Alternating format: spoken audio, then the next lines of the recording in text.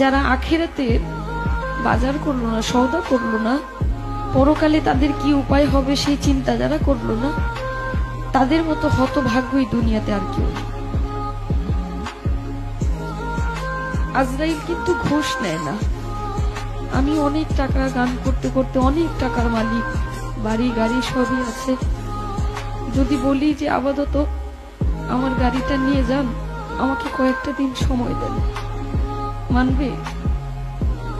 কারো কথা মানবে? মানবে না। মৃত্যুর কথা যে মানুষ দিনে 5 বার স্মরণ করে, সে কোনো ভুল কাজ করতে পারে না। একবার স্মরণ করে দেখেন, আপনি মরে গেলে আপনার সঙ্গে কে যাবে? আপনি মরে যাওয়ার সঙ্গে সঙ্গে সকল কিছু ভাগাভাগি হয়ে যাবে।